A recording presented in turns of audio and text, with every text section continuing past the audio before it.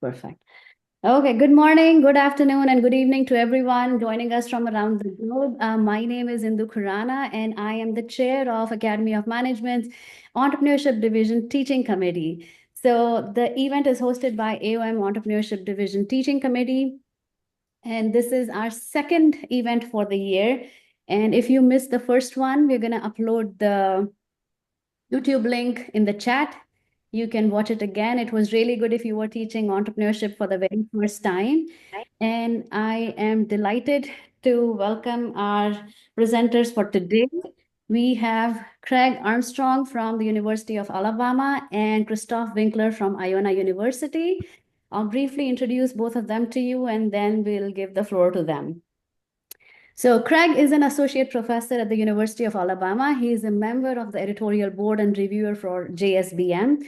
And he was awarded the Innovation in Entrepreneurship Pedagogy Award, which is sponsored by the Entrepreneurship Division in 2015. And he is also the member of AOM, SMS, well published in the field of entrepreneurship. Today, Craig is going to talk about his practical approach in designing and implementing effective experiential learning activities in entrepreneurship education. And he'll highlight how gamification and AI can enrich student engagement and deepen entrepreneurial learning. So, welcome, Craig. Thank Uh, you. then we have Christoph Winkler. He is the endowed professor and founding program director for the Heinz Institute of Entrepreneurship and Innovation at Iona University, where he leads interdisciplinary entrepreneurship program, which is dedicated to creativity, innovation, and personal growth. And his work is centered around building experiential learning environment, fostering development of entrepreneurial mindset across disciplines. Today, he's going to reflect on entrepreneurship education through the lens of his daily practice at university and how different theories have informed his work. And he'll talk about how these experiential learning exercises can be applied across curricular, co-curricular, and community-engaged learning spaces. He'll also talk about how AI has allowed us to augment and accelerate learning practices by giving example of what can be accomplished.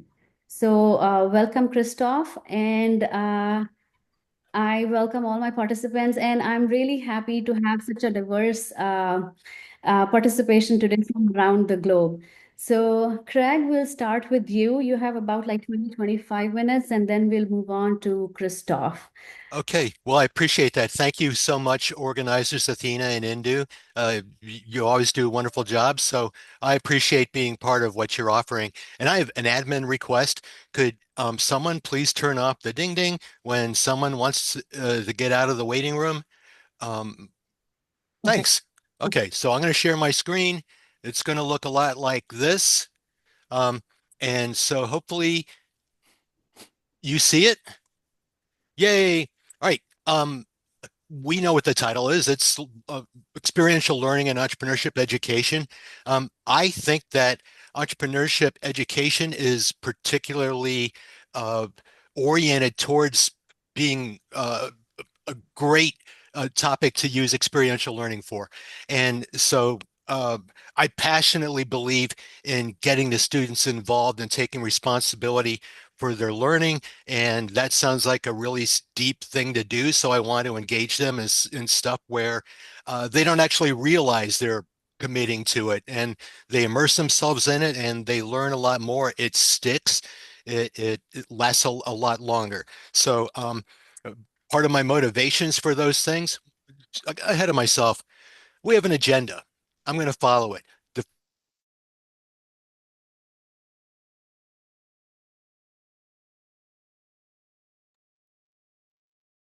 Greg is muted. unmute. Okay. I didn't do that, but I did. Okay. Moving on. I'm really motivated by Piaget and Wittgenstein. Um, con Learning, experiential learning is just learning through experience and then reflecting on it and applying. And for most of us, we tend to kind of put aside the reflection and the application, especially the reflection. Don't do that. Um, in entrepreneurship, experiential learning can help you bridge the gap between theory and concepts and constructs and let the student put it into practice. So Piaget said to understand the material is to invent from that knowledge.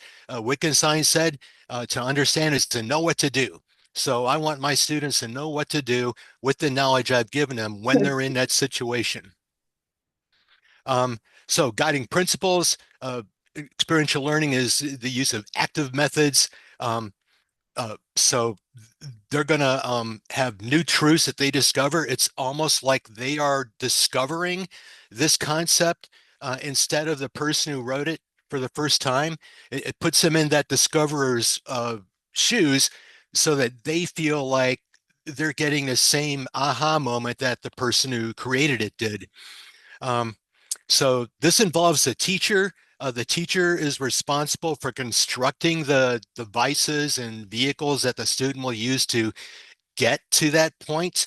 So you need to provide some stimulating activities for them to engage in. Um, so you can read that. You need to guide the students through this. We can't give them case studies on their own and expect them to really let those lessons stick unless we're there to help guide them through that.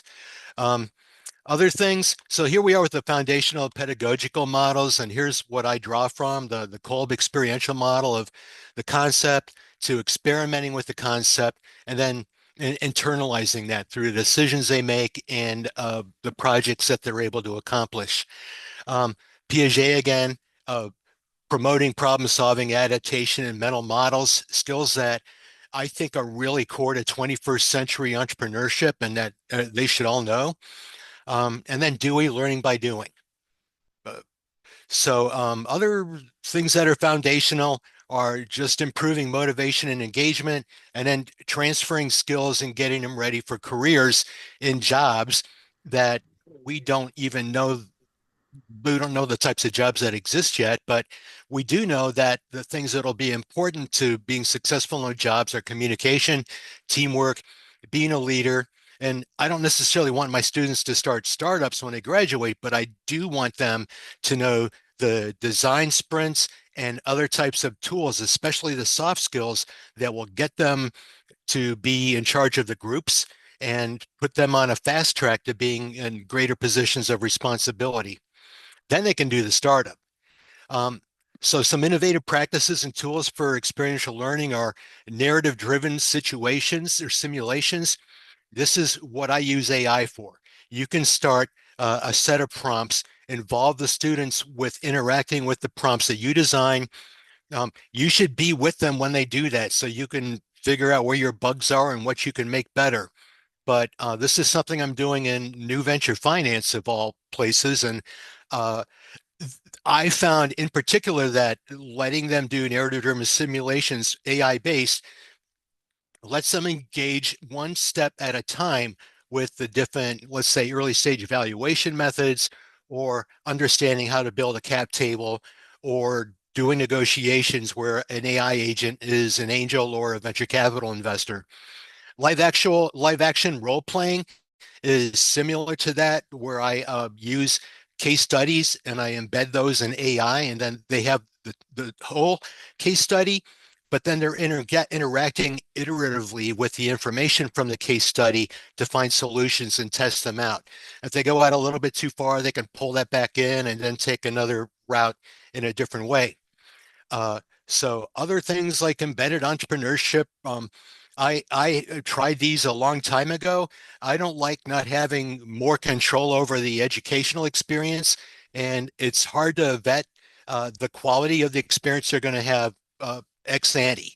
So that's something you have to really work with the company. And then problem-centered boot camps. I think anything that's got boot camp involved in it is intense. And I just think that it's another thing we need to design very thoughtfully and mindfully. So here's what I was talking about earlier with AI integration. This is really exciting for me, and I've been writing and building constantly because it's so exciting. So you can use the tools as I talked about earlier. I'm also working on personalized learning paths for online classes where it's building their own venture with feedback from me and AI, simulations, and then here's AI's tools from Babson College. So that link is active. You can go there and see what they have to offer. Uh, Designing experiential activities. These are my experiences, some of them doing that. So I created a new skills for new problems module uh, to work on using AI and experiential activities so students can develop new skills. And they're all focused on the soft skills that I think they need to have to engage in a 21st century workplace. Um, I made a game based on Robert Barron's Connect the Dots paper. I'll show you what that is in a little bit. Imagine, well, I'll show you, but if you looked at it and said, students, here's the model. I think they would like some more information. I won't talk about this game, but I created a Chutes and Ladders game based on Guilford's random word cards. If you've ever had your students write down as many uses as they can for a brick in 5 minutes, this is related to that. And then we also created a game called Pitch an Idea to Back a Bad Product, which has been really useful for cognitive development in pitching. Then you can get students to generate their own content. And I don't want to say it's a whole bunch of monkeys with typewriters, but it can be, the monkeys are fun. So here's one of the first things that we started doing. This is back during COVID. Um, Gina Simpson, shout out to Gina, uh, started thinking about all the bad product ideas that people have come up with, and these are real products. This one you see here is a baby holster. Uh, you're an active man and you need to carry your baby around too. So what better product than a baby holster? So students would pitch this. There's a little cognitive dissonance in it. Like we all know that the holster works, and we all know that carrying babies is a good thing. But what about the man who's active on the farm? Um, we we got Josie involved and Josie Simpson of Ole Miss, and we published this in MTR. Um, so the idea is to deliver an elevator pitch for a bad product that you want an audience to back you for. It's a combination of a brand and a product card, and you have to work from that. So you begin by starting with all the attributes of the brand and what you associate with it, and then all the attributes of the product, how it's a solution for certain people, what the product does. And when I combine those things in a pitch, it gives me the authority of voice. It gives me cognitive legitimacy, which are things that students need to know how to bring into their pitch to be successful. And then they also get to practice their pitching skills. It's lighthearted. Um, it's actually a really good opener to get them to start learning how to pitch by doing this, because it's not as serious as the Shark Tanks that some of us use. So here's the game that I created: brands and products. ESPN stakes, or everyone knows you need an ESPN greeting card. Uh, my dependent variable was the level of applause from the audience. So you can go on your Apple App Store and get a NIOSH sound level meter, and you can use that to measure the applause level if you want to use that to judge who's going to be the winner. Work in teams or by yourself. Uh, Determine an unmet need that your product solves. Deliver the Introduce your brilliant solution, differentiate the product, and with a call to action. Um, During COVID, I had some really, really smart people around me. One of them I'm married to. Um, and so she drew the cards ESPN and gloves. And her catch line was, when you've had enough of your irritating coworkers who talk trash about your favorite sports teams, but don't want to leave a mark. So you want ESPN gloves. My daughter, filmmaker, drew the cards Harley Davidson and sunglasses. So for Harley Davidson sunglasses, it's as the Harley rider passes the field of beautiful flowers, no one can see his tear. So we're basing a product off of each of those. They came up with those ideas in 15 seconds, so students can do this too. The next one is connect the dots. Uh, Connect the Dots precedes Robert Barron's paper because Pee Wee Herman was doing this on a Saturday morning show. Um, so if you take this model, which is what Robert Barron did with the external events and changes and trends in the world, and tell students that they're going to perceive these through their cognitive frameworks, their lattices, the prototypes and exemplars that they hold in their minds, and based on your own knowledge and experience, your alertness, and any search you engage in, you're going to come up with a set of patterns that will lead you to a useful product, or perhaps to a product like a bad idea, a bad product idea. But you'll go through this process cognitively to process external events. So I created a game called Connect the Dots. That's cards, and they draw different cards. They list the attributes of those.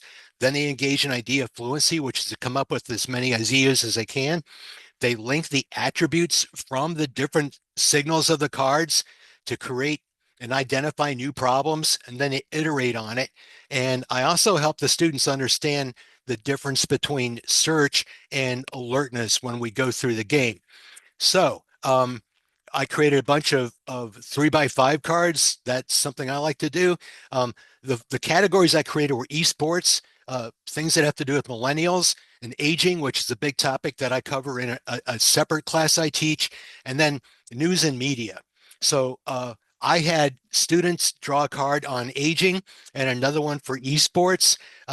They all know how popular the esports and gaming is, especially the massive ones that they show online. And they also drew like an aging population one showing men losing their memories. And so they created a setting that's an old sort of man cave from the 1960s where older men could go in and play these football games narrated by John Madden and Pat Summerall, and they'd be playing the games with their old football players that they watched when they were younger men, and it would help refresh their memory. Just a thought there. Uh, so those are two examples of things that I built or built with collaboration. Other resources, Bill Kim and I have been teaching, putting on a PDW nearly every year at Academy of Management on gamification of entrepreneurship concepts. This is really fun, and I strongly urge you to sign up or show up for this in August or late July. I found out while I was doing research for this that there's a curated repository called Merlot, um, another one called OER Commons. Babson Academy offers extra experiential curriculum. And then there's even a LinkedIn group that focuses on this topic.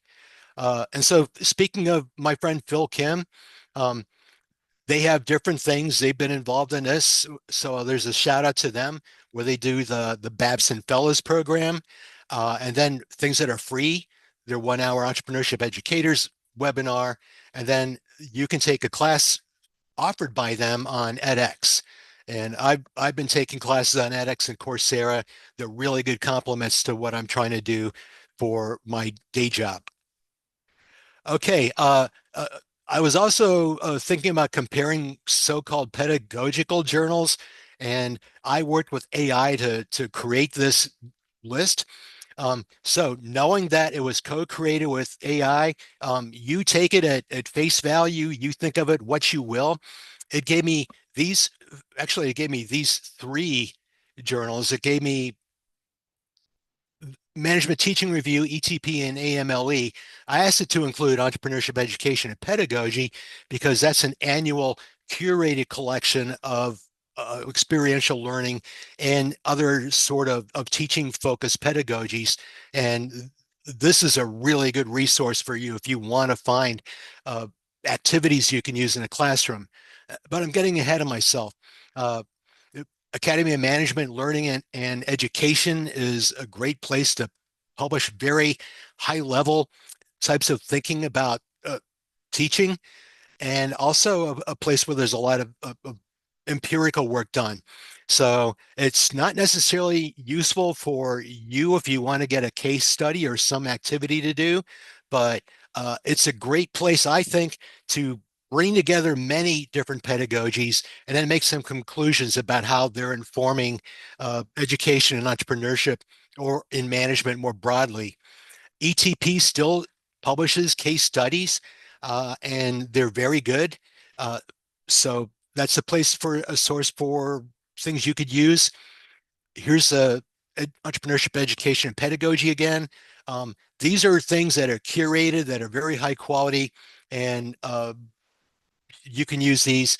Uh, Management teaching review, um, medium on the rigor, but you can use these right away. They'll include the instructions about what materials you need, how much time it'll take, and how to run it. And uh, so this is what AI came across, and I'm not going to speak to that necessarily. Um, it put Journal of Entrepreneurship Education a little low, but again, things that are ready to use, you pull it out of the journal and you can do it. Maybe not at a very high level, but maybe at a community college. Just take that for what it is. And then finally, some comparisons of actually some challenges and some benefits of using experiential learning. Um, so I know that at undergraduate level that we teach the students the what's. We want to focus on declarative, but I can't stop there. I know Christoph can't, and a few others like us. I want them to know the whys and the hows of whatever I teach them, which means that I'll immerse them in things like that opportunity recognition. Um, so I'll refer to Kolb for that and use that to help organize my thinking. Again, back to Piaget and active engagement and what I'm teaching them, and learning by doing from Dewey. Those are all benefits of it. Uh, I want to foster agency also when I use experiential learning. I want my students to kind of take control of what they're doing.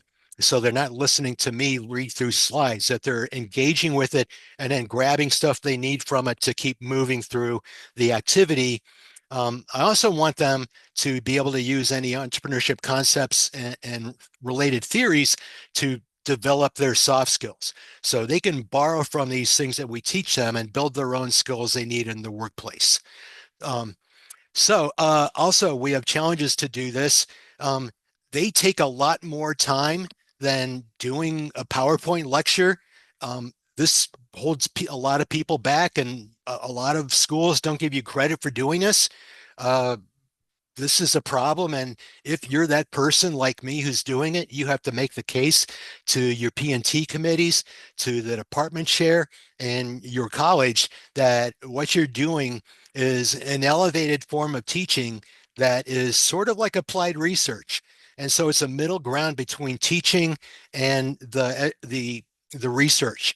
And I encourage you to push to get that ground recognized. It's between those two things, and it's an elevated form of teaching. It takes more effort, and you can do it. Um, it's a little more difficult to assess what they're doing. So I use some subjective terms. I use some grading where they didn't do a half-assed effort, or they did and they get this grade. They put in a lot of effort. And then there's some objective criteria where I'll go through what do I expect the students to get out of this, and then I'll design the objective rubrics from that. Um, Students will vary in their engagement. I like to do these in the classroom so I can nudge them along. As you know, the bigger the group is, the more there are students who are likely to slack. So push them back in. I'll call somebody out. So do that too. It's kind of fun. Um, and then finally, you have to take a different role as an instructor. You have to know how to be a coach, a nudger, a person who cajoles people to get back in and try a little harder, and just ask the question that leads them toward what they need to do next instead of giving them the answer. Um, so give them agency, let them figure it out, nudge them along, really push them, be a good coach. And a lot of these challenges will get solved. But also, let's get more classrooms that don't have all the desks and chairs screwed into the floors. We're not going to take those things. Let us move everything around so we can do better teamwork. So my call to action is go to our gamification of entrepreneurship concepts workshop in July. Look at the resources on this deck and get out there and build something. You'll be really satisfied if you build something that's your own and you can teach really effectively. It could be your research. So that's a good place to start. Um, so back to why, I want them to understand these constructs and the relationships by immersing them in it so they can get feedback from me while they're doing it, to work with each other to get a shared understanding and to engage in gamification so they understand by inventing. And so that's where I stop. And normally I put a QR code there for you to get my slides. I won't because I'll put a PDF of my slides up on this chat when I'm done. So thank you for your attention, and I yield the floor.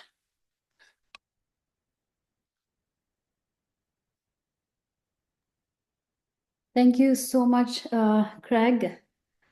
That was really inspiring, and I really like that connect the dots and the way you talked about experiential learning, and especially the challenges as a faculty, like the challenges that we face when we are teaching on experiential learning, especially in entrepreneurship.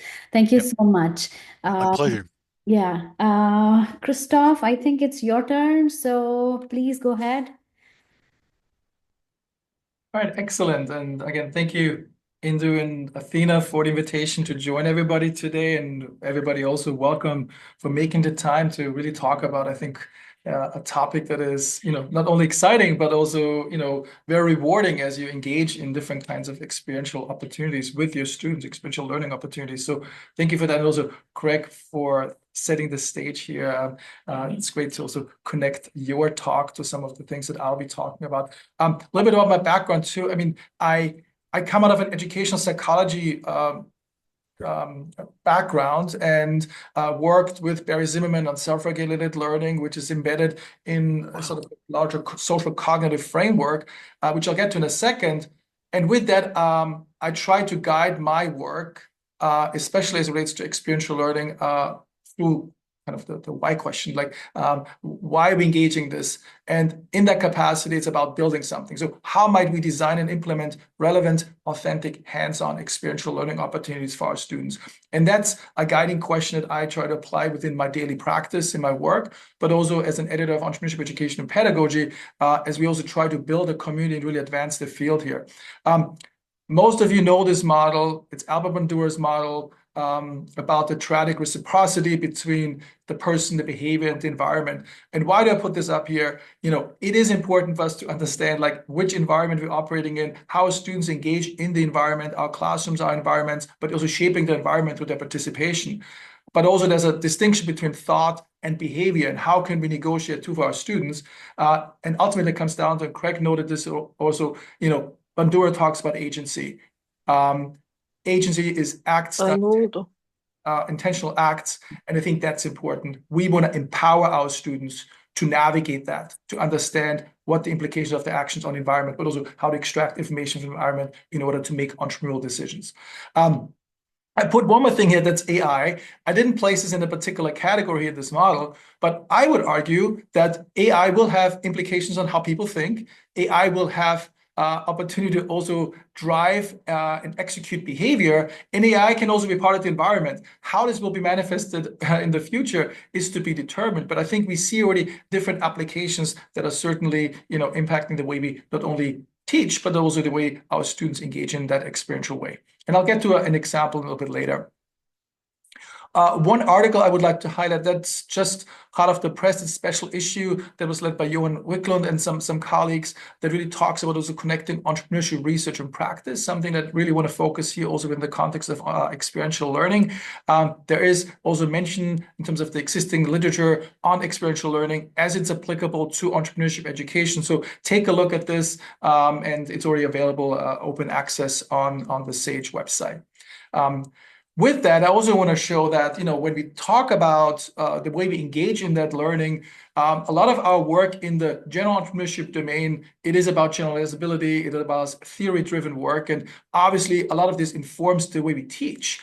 But often we try to also apply kind of a one-size-fits-all. And I wrote kind of a critical piece that was just published in the Annals of Entrepreneurship Education that tries to also think about the transferability of what works in one context to another, but also how theory and practice, can interact more intentionally. So while the model or the squares on the screen may not fully reflect the paper in and of itself, I think it opens up an important conversation for us to pay specific attention to the context in which we operate. So whenever we talk about experiential learning, also try to understand what works in your specific context based upon your unique circumstances and the students that you have in your classrooms. So context matters.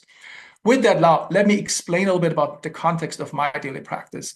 I'm here at a university. I was able to build, together with my team, the Heinz Institute for Entrepreneurship Innovation. There was no entrepreneurship education here about 8 years ago. There was just one course in the business school. And with that, we tried to build this program now over the years, where we really try to connect entrepreneurship education across our respective schools. So we have a School of Arts and Science, a School of Business, and a School of Health Sciences. And with that, we try to connect different elements. And experiential learning was an important driver. So it didn't necessarily become a question about how can we sort of evangelize entrepreneurship across the disciplines. It became about how can we experientially engage students in learning that gives them opportunities to build an entrepreneurial mindset, develop agency, and ultimately build successful careers. And in the process, potentially also start businesses. The trick is how to cut across those silos. Our academic institutions are very siloed, and it really requires, I think, both a bottom-up approach to find champions and key stakeholders, but also build those learning spaces where we can actually convene. And I'm putting up one picture here because sometimes that's reflective of sometimes how experiential learning can happen, but it's actually void of the real-world application often. So we're creating often the very safe spaces. We build our intellectual muscles with our students. We give them opportunities to learn, but seldomly do was allow them to push outside into the real world. So my approach to entrepreneurship or experiential entrepreneurship education is also to push the boundaries outside of the classroom. How can we, bring the real world and simulate the real world in an as authentic way as possible? So we at the university talk about learning outside the lines in that context. This is a picture of our university. So pushing the students outside into that space. We do this at the intersection of our curricular, co-curricular, and community-engaged practice or learning. And with this, we also try to redefine how we look at our learning spaces. Obviously, we are confined into our classroom spaces and similar opportunities.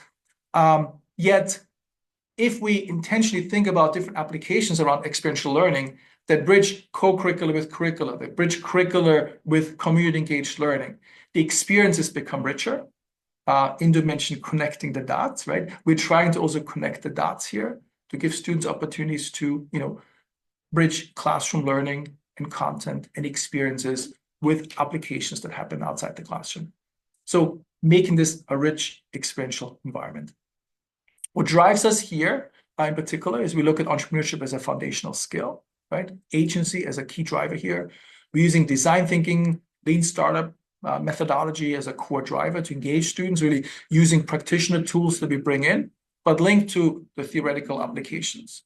And with that, we try to aspire our students to develop an entrepreneurial mindset and in the process also create a positive societal impact. Something for those of you involved with ACSB, is also an important standard. It's also how can we empower students to act entrepreneurially to create, a better world. So let me give you now 4 quick examples that are experiential that we are using that are embedded across different aspects. And maybe there's something there for you. Also share a resource page with some of the ideas, thoughts, theories, applications that really inform that work. So one is called Puzzles and Quilts. That's a modified version that we are using here. Heidi Neck and her colleagues shared this in her book, Teaching Entrepreneurship. Essentially what we do is we ask students first to build a puzzle in groups, right? Each table, each group build a puzzle, start. And then students start building the puzzles. And then as they approach the conclusion of the puzzle, say stop. And then we pivot to a different exercise where students are now engaging in an activity where they receive these arts and crafts boxes. In Heidi's book, they're using quilts or like fabric, pieces of fabric. So you can use whatever you have. And now we engage the students like, okay, now your objective is to create an object using the materials in the arts and crafts box. Go. So the students now develop, whatever they need, whatever they come up with, right? Sort of really applying an effectual approach here as well, operating based upon the materials that are available. And obviously, as you can imagine, the outputs are quite different in the second part than in the first part. So once the students go through this, we engage in an active reflection exercise, contrasting now managerial from entrepreneurial thinking. And again, bringing in all different kinds of theories into that conversation, depending on where you anchor yourself. So there's a rich sort of opportunity for students to get tactile, to build something, but also reflect on it. So this is really a powerful exercise. Second example, community engaged impact. I mentioned before, we're using design thinking as a key driver in our practice here at the university. Something that also has been a wonderful tool to build common language with departments and schools that may not necessarily think of themselves as, aligned with entrepreneurship. So really removing some of the, preconceptions about what entrepreneurship is and isn't. So design thinking really allowed us to establish a common language to do that. But using these approaches really to engage with our community and pushing our students into the community to go through the design thinking process. We're using the D-School model from the Stanford, where we push our students go outside the classroom, empathize with the community by talking to them, by make observations and defining an issue, ideating ideas, developing prototypes and testing them. And then, refining them as you move through these cycles. And the way we do this, we're actually dedicating an entire class, it's a design thinking class, by partnering with a local municipality. So typically we work with a local city or village in Westchester County in particular. We partner also with the Business Council of Westchester, who helps negotiate those relationships. And our students work directly with the mayor's office, with the economic development office on an issue that they would like to solve. So we have worked with, for example, the city of Mount Vernon to help women, minority-owned businesses secure contracts. So students built prototypes to help these entrepreneurs secure government contracts. We worked with the city of Peekskill, for example, to bridge the notion of public art and economic development. Again, engaging with entrepreneurs on the ground, helping our students to not only empathize with those unique circumstances, but then also build exciting prototypes and solutions for them. And these often then being implemented by the respective partner organizations or municipalities. Third example, and again, this is a wrap here. I have two more, is responsible futuring.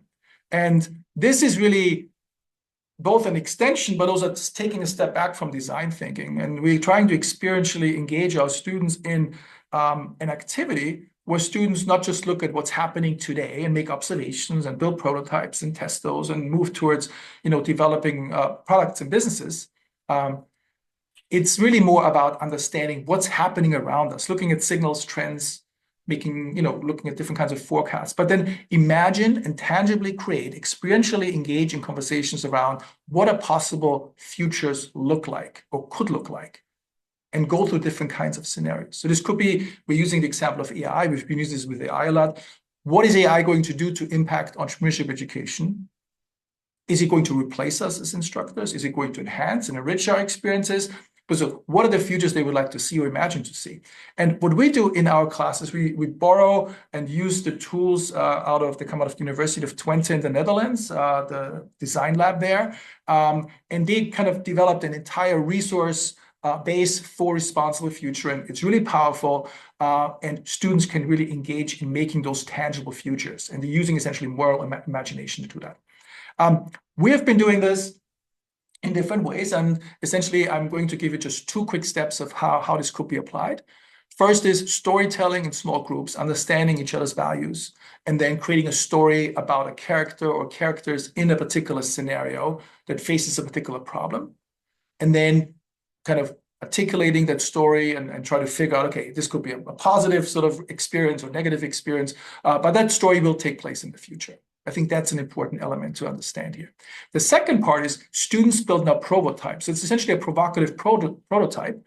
And this essentially is give the students some cutout sheets. They're cutting out, images and figures and symbols and collecting them in a collage that then becomes that prototype.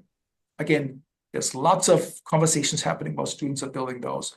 And eventually students then share this with the larger group and report back and compare their ideas of what the future could look like. So this was a particular prototype I developed when I visited Tiago Ratino's class down, is a visiting right now at the University of Virginia, working with Saraswati.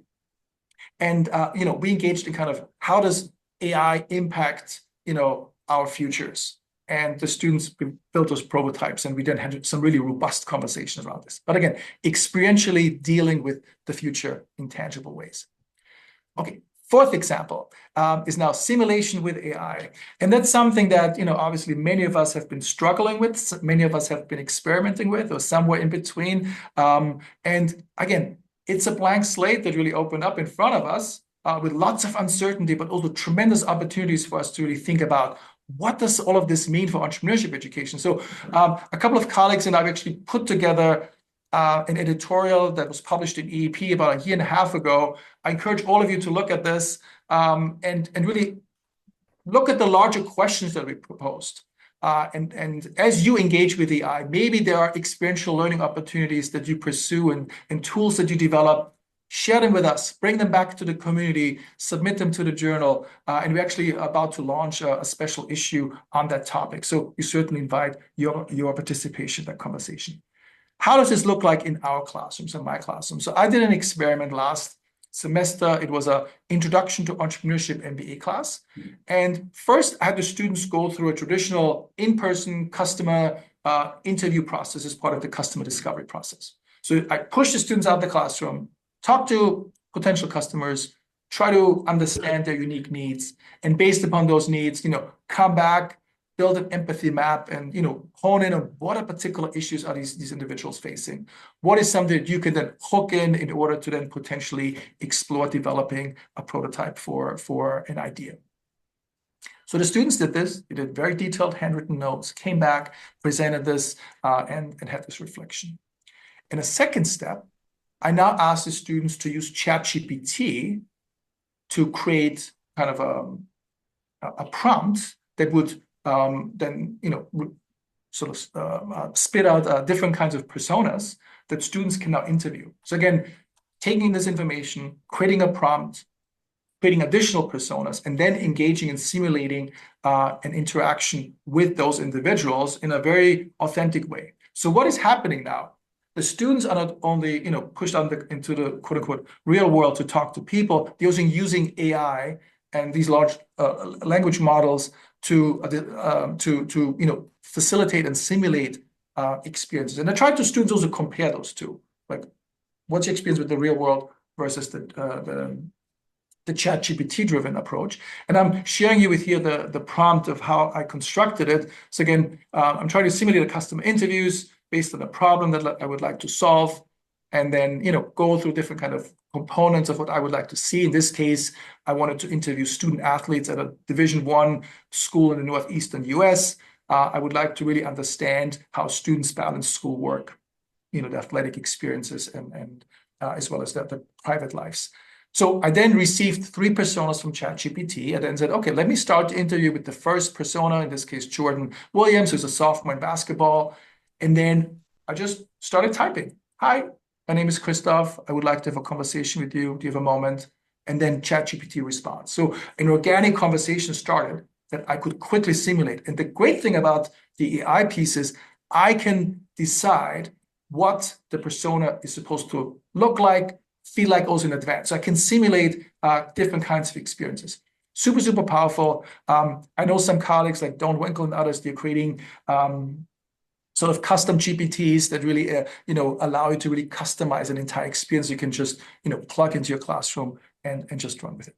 Really, really powerful and a great way to augment and accelerate the experiences in the classroom, because sometimes you don't have enough time for students to go through a rigorous customer discovery process, but you can simulate a similar experience in this experiential manner. Okay. Gonna take a breath. I'm gonna stop now. This has been a quick riff here because lots is happening, and I also want to make sure we have enough time for questions. I do have a number of resources that guide my work that I will just plug into this. Again, these endorsements are based on my experiences because I saw value in them. Nobody paid me to promote these things. So there's obviously the book by Heidi Neck, Jim Hart, The Experiential Classroom, by Mike Morris, Teaching Entrepreneurship, Don Winkle, and his colleagues.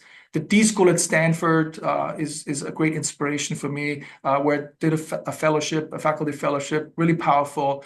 Obviously, and thank you, Craig, for the plug, Entrepreneurship, Education, and Pedagogy. We have a dedicated section for learning innovations, and I will pull in a link there as well where you can access published learning innovations. You can just pull them, apply them immediately in your classrooms.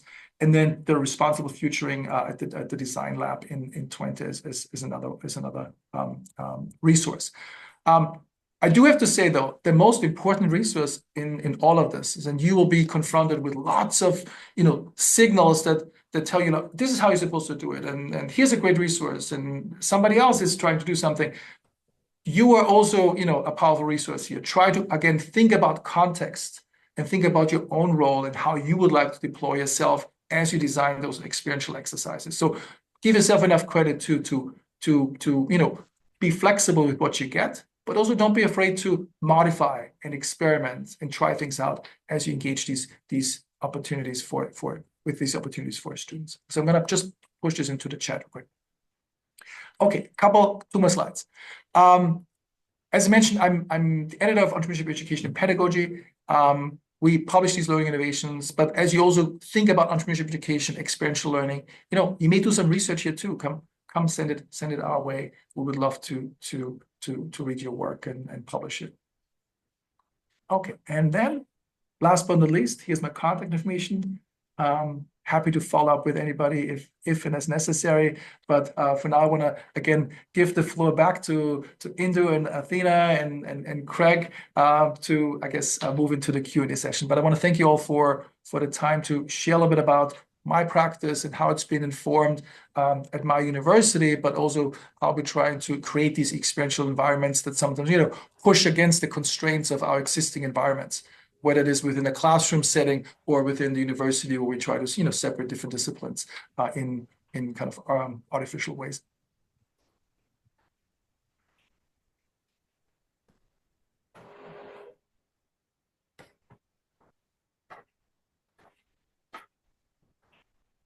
Well, thank you, Craig and Christoph. I'll just say one thing. I have been teaching entrepreneurship for such a long time, but I think this was really informative. First of all, I'm going to order those gaming cards, learn more from you, Craig, and order that craft box from you, Christoph, and definitely create those GPT personas in my class. I hope everyone learned something from this session. We'll open up the floor for Q&A. So if you have any questions, please unmute yourself and ask questions from Craig, Christoph, and we'll all jump into this. And I think we had one question to begin with. There was a question on creating that GPT persona. So let's go over the chat. Athena, what was the exact question? So that actually was my question. Hi, everyone. My name is Tiombe Graham from Morgan State University. And early on, there was a comment stating, and I believe it was from Jeffrey Martin, stating that he used the personas for his students. And I was just asking if that was something that he created the GPTs for. But Christoph just answered that question and showing that it's actually a bit simpler than I initially thought, and just using straightforward ChatGPT rather than, or in addition to creating the custom GPTs. Yeah, I think just experimenting with the, kind of out of the box version without going into the back end of creating the custom GPTs. You just create the personas the way you want them. And that's a great thing about, I think, the Gen AI space right now in particular, because you can simulate responses too. Like I could have, that student that I mentioned, I believe Jordan, I can kind of construct him as somebody who maybe a little bit on the shyer side, and maybe, or somebody who is a little bit more coming stronger at you and maybe has a very opinionated way of responding to questions. So you can construct your prompts in a way to also simulate different kinds of interview experiences. And I think that gives students often a great also preparation as they before they actually go out and interview real people. In this case, it was a grad class. I started with real interviews first, but with an undergrad class, you may actually want to do the opposite way to give them a little bit of experience of how to respond to questions. Yeah, I mean, since I was named, this is the very first thing that I did in integrating AI into an entrepreneurship class. And I used the design thinking backbone. And the first part of that was personas. It was an undergrad class. And we live in an area where the access to really sending people out to interview is kind of limited, to do a full design thinking process. And so the first part was just having people create personas that they could then just preload. And this is a couple of years ago when I first did this. So I'm sure that could be automated without students having to, save and reload the personas. But it actually played out. It exceeded my expectations. And this was in an older AI versions of AI. I'd imagine it works. Students would even get quite a bit more leverage out of it today. Thank you. Thank you, Jeffrey. Thank you, Christoph and Craig. I think we have another question from Tushar. Tushar, do you want to unmute and ask the question yourself on evaluation? Yeah, thank you, Indu. My question for both is, I would like to understand how do you evaluate the students both at postgraduate and undergraduate levels, and what are the associated parameters that you focus upon?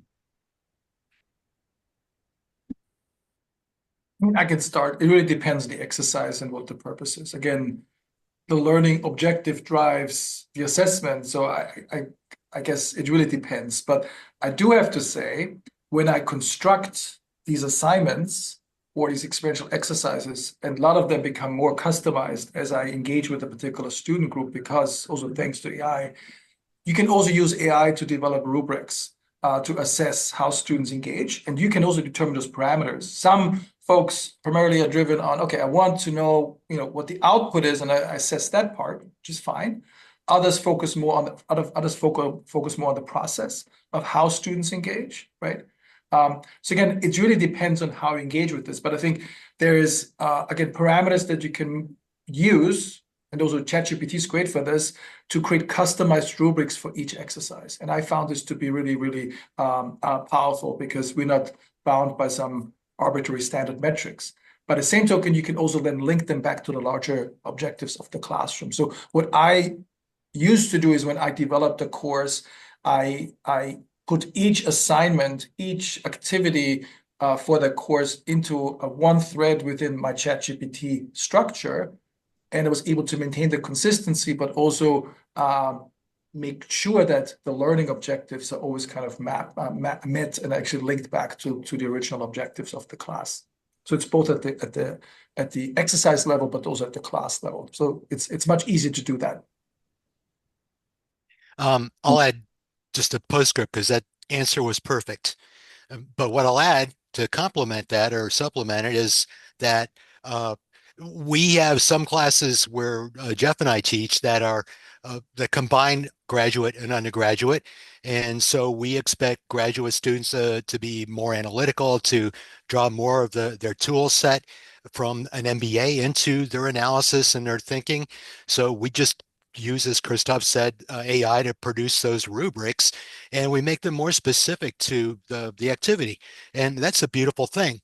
The other thing I want to mention that's kind of related to this is that we have a friend at Purdue, John Burr, who uses AI and natural language processing to review the very large case studies that students write in strategy classes.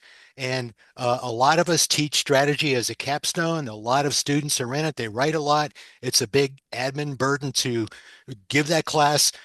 He gets 80 to 160 students, and they know they're getting AI to review their stuff, but they actually get more and less tired comments on their case. So they actually appreciate that he's doing that for their writings. So I'll add those. Thank you. Thank you. Yeah, Effa, I think you were the first one. So go ahead, unmute and ask your question. Hi, Eparixi at MIT Sloan. I'm a graduating PhD candidate. And I was just curious, two things. One, Christoph, I was fascinated by doing actual interviews and then the AI interviews. And I was just curious kind of what reactions you've gotten and how students have viewed those two and what their preferences have been. Obviously, I'm sure it varies from class to class. And then the other question I had is, have either of you experimented with anything like the Foundations of Management and Entrepreneurship course at Babson, where you have students actually trying to create some sort of entrepreneurial venture and working in teams? And if so, what have your experiences been with that sort of educational approach? Okay. Okay. Yeah, go ahead. Good. Okay. In terms of like the differences and experiences, I mean, the students, well, it was an online class, first of all. So the students, because of this, they had often busy schedules and not as much flexibility. So I think the in-person interviews often became convenience samples in a way as they started to reach out to people. And then you realized once they took a step back and used the AI that there's much more that they can do. So the first reaction is I have access to more personas in a way, and that enriched the experience. We then continued with the AI process as we moved to a design process, to the design cycle.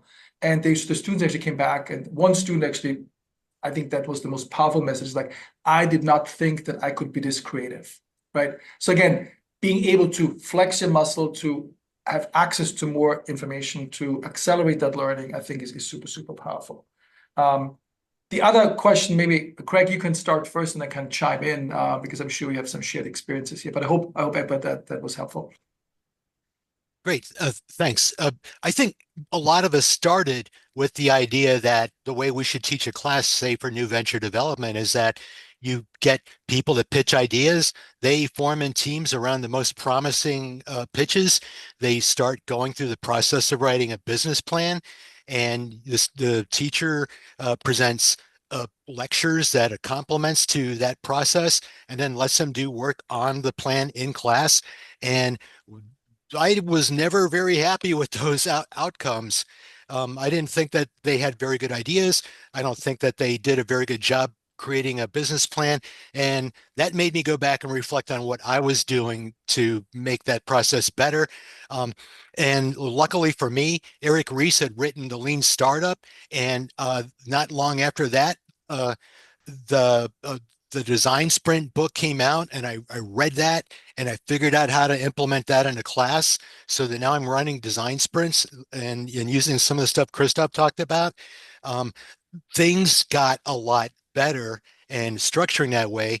And now the thing to add to that is AI, which helps enable the speed and richness to those processes. So it's really getting a lot better.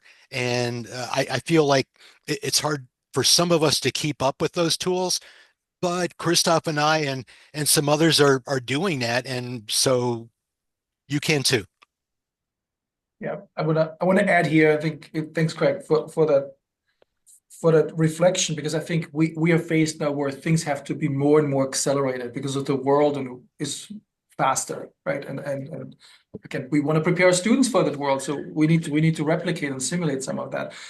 We have a capstone course in our undergraduate program as well as in a graduate program where students are required to start a business.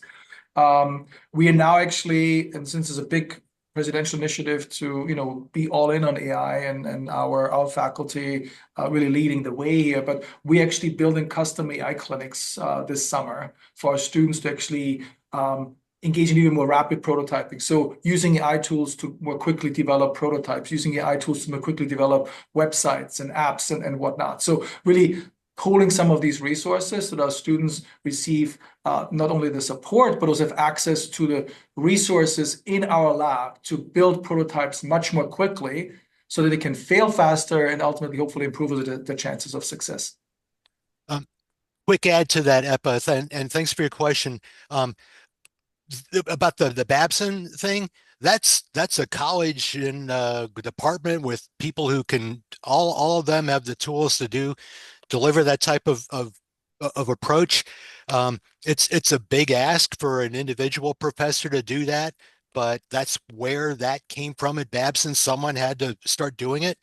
So you might be the person who does that. It's just if that's your calling, then go for it. But related to the question too, I put a link on up higher in the chat to an activity I use where students can design prototypes for shoes that solve different problems for different people. And I see that there are a bunch of you on there right now, and that's great because on slide 4, there's a link to the entire document that goes through the prompts and how you can run that in your classroom. So you don't necessarily need the orchestration because we have the tools now. Very helpful. Thank you both. Mohammed, you can ask your question. All right. Thanks, Craig and Christoph, for the wonderful insights. I always look for AI ideas, and there was a wealth of these today. I have a question regarding using AI, like the other media of AI, like image and videos or even voice. Do you have suggestions for activities that integrate this? In the past, I have tried like logo generation or explainer videos. So I asked students to use AI images or videos, but have you experimented with any of these? Thank you. One comes to mind. I mean, Notebook LM, you give students an article or some kind of text and push it out and it creates a podcast for you. So again, these kinds of tools, much more accessible, digesting complex kind of papers and translating them into new ways of how you can consume that content. I think that these are some of the things. In terms of images, again, for general experimentation with these tools to quickly design logos and other things. I think there's a multitude of outputs that the GPTs allow you to explore with. And again, we're experimenting, not specifically in a particular exercise that I can share right now, but I think it's highly experimental right now, and I think we'll see what the future will bring as these tools become more accessible. A quick add-on to that. I don't like to push off the tasks to AI, which might be what some people would interpret. Not you, Christoph, but I want the students to list attributes about what the value proposition is for their idea and what the attributes are and features that deliver those benefits. And I want them to populate and ideate on all those attributes that they think about a brand, because a brand and a logo, like the Nike swoosh stripe, is just this thing, but it means a million different things to millions of other people. And that's the richness of a logo, because it's a simple representation. It has a very complex relationship for each of the people that are thinking about that logo. So write out a bunch of attributes, put it into the system, tell it to give you a logo or a few based on that, ask for it to complement your list of attributes, tell it more of this and less of that, like the optometrist does, better like this, better like that. And then you'll have your students engaging more on that design. It'll feel more authentic to them because they did that process. And I'm glad you mentioned it, Craig, because I also don't want to give the impression it's just a shortcut to achieve an objective. I think important is really that the prompt design engages the students in that very exercise, right?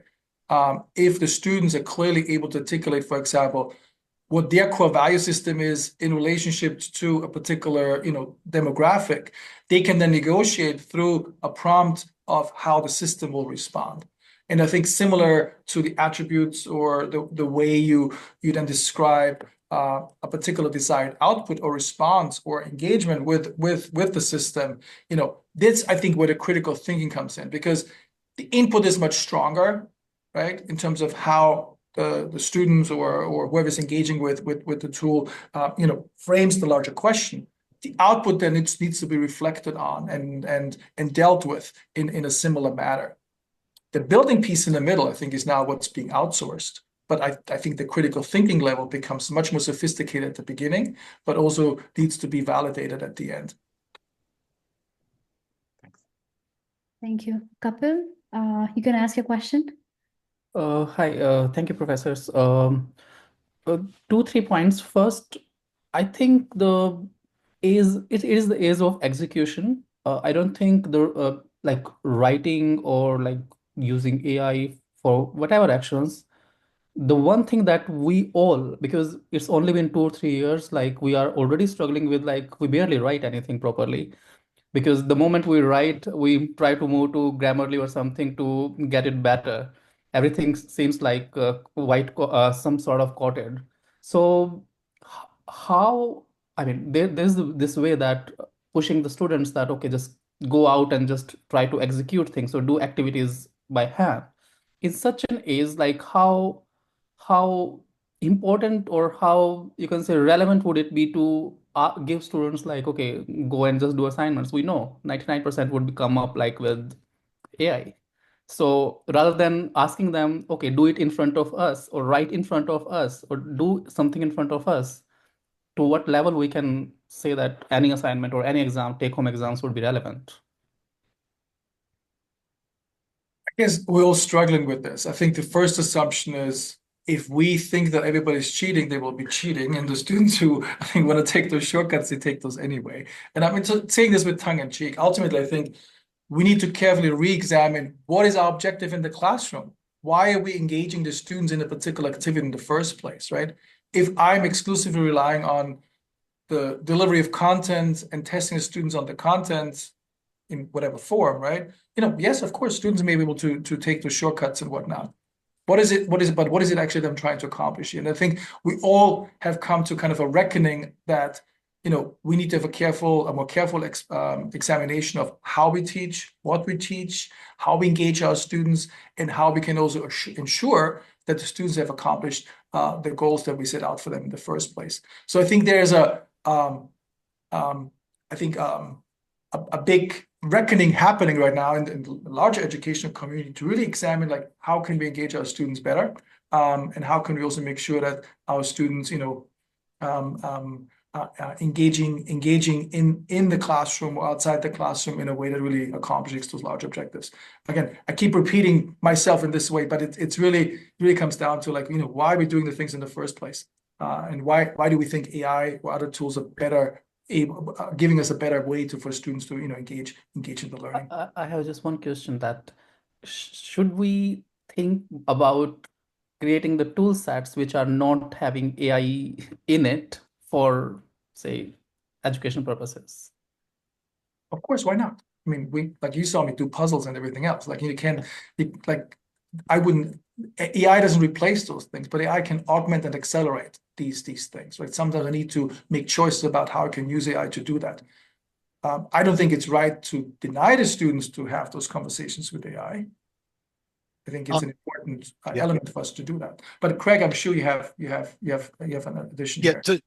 What I think part of what we're talking about is that AI is the brand new shiny hammer, and you go just beat everything with this new hammer, and it'll be all great. But I'm going to add that I think that we all as entrepreneurship professors have a special role where we can model entrepreneurial behavior for our students. And so I use developing these tools as examples of how I created something. I put that ugly baby out in front of them and they interact with it. They give me feedback. We talk about it. I make it better. And then I've just shown them how they can improve an idea of their own. But with regard to the writing, Kapil, it's like you start writing this on your own. Now you can upload it to AI and get some feedback from it, which is something I can't do unless I have 4 hours of time to do so. Get the feedback and then build on that, feed it back in and keep iterating, which is another entrepreneurial behavior that they can practice. Ethan Mollick has written a paper, I believe, on this very topic about how to write with the using AI as a coach instead of the person who does the work for you. And so somebody's going to find that article, and we'll figure out how to get this on the website for the YouTube. Yeah. Thank you. I think, Mamuna, you had a question. Do you want to unmute and ask that question? The question was, can you share about the times that you had to customize these approaches for use in the global south, and where you have found the adaptation needs to take place versus what is transferable? Any thoughts on that? Just what is the global south? I think it's all of the Asia, like below we say like Africa, Asia, and South American economies. That's global south. Okay. Well, I'd say that if we're teaching the foundational skills, that the constructs, the theories, and the relationships that we want them to understand, that those will tend to be global. And then there is a cultural lens that there's going to be some translation and maybe some modification of those things, but the relationships of the concepts will still stand because we're drawing from theory as professors.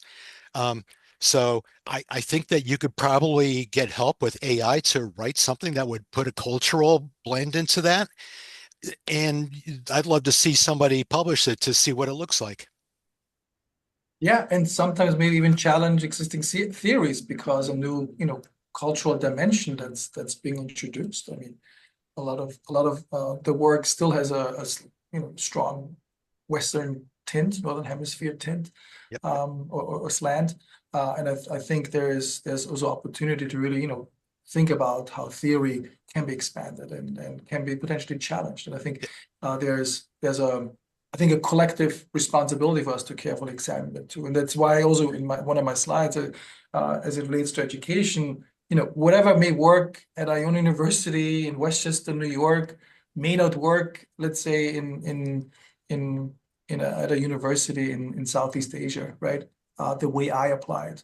But because of you following kind of a similar entrepreneurial approach through experimentation and understanding your unique student population in relationship to the economic and contextual factors, you may be able to build something that works just for you and probably better than here. Thank you. Mayukh, you want to unmute and ask your question? His question was on how to ensure replicability of a prompt. Yes, Professor. Yeah, that's the question. How to replicability of a prompt? I copy and paste and then I modify. What do you do, Christoph? Well, the prompt is the prompt. The output is the question. I mean, I can use the prompt 3 times in a row and get a different output. I cannot control for that. We actually there's a paper that's advanced that's that's advancing through ENP, and it actually faces a similar challenge because of the replicability. But they put some checks in there to ensure. For example, it's about how do you receive. In this case, it's about image generation, how to also receive images that kind of resemble each other, because if you build a particular character over time, is the character remaining the same? So that's a challenge, but I think that's also a function because the models learn as you engage with them. Ultimately, I think and I guess that's the real world, it makes the output less predictable, which I think is an important skill that we can also introduce to our students and also apply ourselves in that capacity. I don't think we have any other question in the chat. So if you want to ask questions directly, feel free to do that. I think we're good. Yeah. Thank you. Thank you, Craig, and thank you, Christoph. I cannot thank enough to our presenters today. It was really an exciting session. And before we close this session today, a big thanks and shout out to Athena. When we talk about organizing such a big event, she has been a great help. So thank you, Athena. Before we leave, I want to ask some anybody who would want to hire Athena would be getting a great a great new hire as an assistant professor. Yes. I can attest to that. I think that you were in the doctoral consortium many a couple of years back, right? So it's really excited to see you engaged in that community. And absolutely, I can whoever can get you as an assistant professor, you're lucky. Thank you for accepting our invitation today. It was all of your presentations were very insightful. Thank you. We're honored to be concluded. So thank you for that. Thank you for organizing. Thank you. Before we leave, I just want to announce that we'll also be organizing a session at the AOM annual conference this year. It's on innovation and entrepreneurship pedagogy. So if you're going to be in Copenhagen, we welcome you. We'll be posting all the details on our social media. So we'd love to have you there. And feel free to email us if you want to hear about some specific topics, specific tools that you want to use in your classes. So feel free to email me or Athena. We'll be happy to receive email from you and organize those sessions for you. So any suggestions or ideas are most welcome. And thank you again. Thank you for coming in. It was a very diverse participant pool that we had today. And thank you again, Christoph and Craig, for taking time out and talking to us and sharing your insights on experiential learning and AI in entrepreneurship pedagogy. Thank you. Thank you all. Thank you. Thank you all. Have a great weekend. Take care. Bye. See you in Copenhagen. Bye-bye.